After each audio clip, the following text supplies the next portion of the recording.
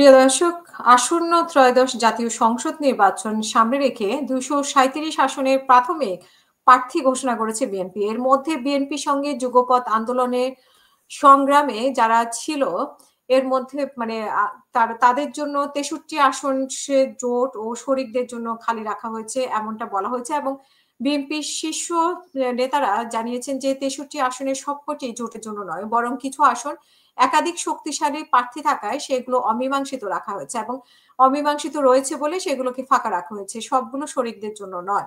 তবে শরিকদের আসন ছাড়ের ক্ষেত্রে সর্বোচ্চ মানে মূল্যায়ন করা হবে বলে আশ্বাস দিয়েছে নেতারা। এদিকে নির্বাচন সংক্রান্ত আইন, গণপ্রতিনিধিত্ব আদেশ বা আরপিও অধ্যাদেশ অনুযায়ী বিএনপি যুগপৎ আন্দোলনের শরিকরা এবার ধানের শীষের প্রতীক পাবেন না। নিজ দলের প্রতীক মানে জোটে থাকলেও নিজ দলের প্রতীকে নির্বাচন করতে হবে। এই পরিস্থিতিতে ৪-৫ জন নেতা ছাড়া শরিকদের বেশিরভাগই দলগত ও নিজস্ব কোনো ভোট ব্যাংক না থাকায় তাদের জয়ের সম্ভাবনা কমে যেতে পারে। ফলে অমীমাংসিত আসনগুলো বিএনপির অন্য কারো কপাল খুলতে পারে বলেও মনে করা হচ্ছে। বিএনপির সংশ্লিষ্ট সূত্রে জানা গেছে যে ফ্যাসিবাদ বিরোধী যুগপৎ আন্দোলনের ৫০টির বেশি দল একসঙ্গে যুক্ত ছিল। এইসব দলের প্রার্থীদের এলাকার অবস্থা ও জনপ্রিয়তা যাচাই বাছাই শেষে তাদের জন্য ২৫ থেকে ৩০টি আসন ছাড় দিতে পারে। পাশাপাশি নতুন রাজনৈতিক দল এনসিপির সঙ্গে জোট হলে তাদের জন্য আরো ১০টি আসন ছাড় দিতে পারে। কিন্তু ৬৩ আসন খালি রাখার বিষয়ে বিএনপি স্থায়ী কমিটির সদস্য ডক্টর খন্দকার মোশাররফ হোসেন জানিয়েছেন যে বিএনপি ঘোষিত প্রাথমিক প্রার্থীর তালিকায় ৬৩ আসন খালি রাখা হয়েছে। সেখানে সব আসনে যে জোটের জন্য রাখা হয়েছে বিষয়টি তা নয়। এখানে কিছু আসনে আমাদের একাধিক শক্তিশালী প্রার্থী থাকায় সিদ্ধান্ত নেওয়া যায়নি।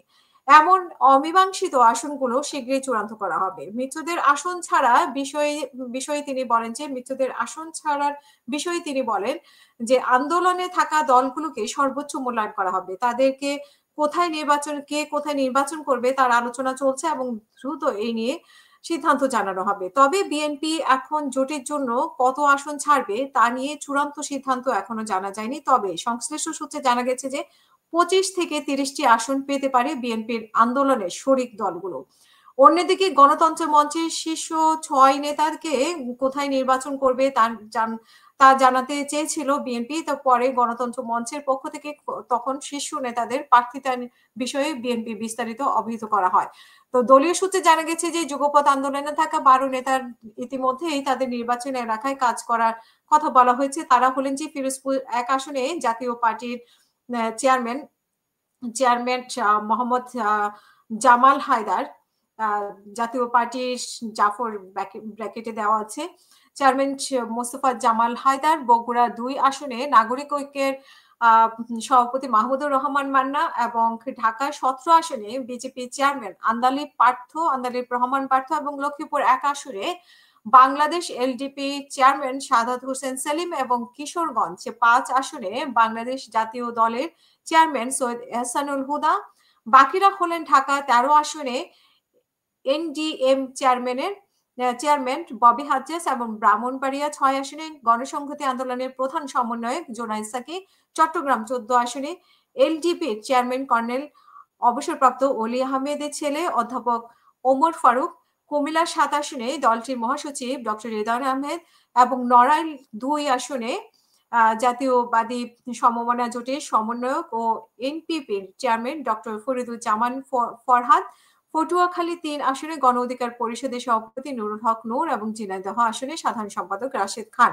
এছাড়া এনসিপির সঙ্গে জোট হলে ১০টি আসন ছাড়তে পারে বিএনপি এবং এনসিপি সূত্রে জানা গেছে যে দলের আহ্বায়ক নাহিদ ইসলাম ঢাকা ১১, সদস্য সচিব আক্তার হোসেন রংপুর ৪, উত্তরাঞ্চলের মুখ্য সংগঠক সাজ্জিস আলম পঞ্চগড় ১, দক্ষিণের হাসনাত আব্দুল্লাহ কুমিল্লা ৪, নাসিরউদ্দিন পাটোয়ারি ঢাকা ১৮, তাসলিম জারা ঢাকা ৯, সারোয়ার তুষার নরসিংদী ২, হান্নান মাসুদ নোয়াখালী ৬,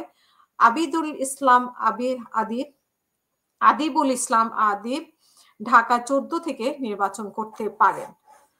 সো দেখা যাক সিদ্ধান্ত কি আসে, আমরা পরবর্তীতে কি চমক দেখতে পাই আসলে।